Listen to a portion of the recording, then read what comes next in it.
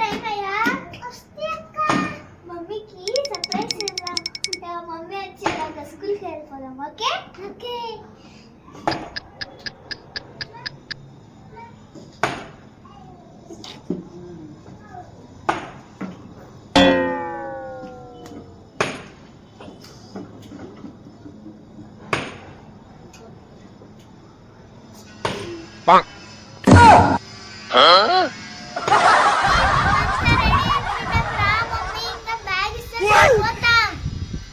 Okay తీసుకోండి bags పోదురు.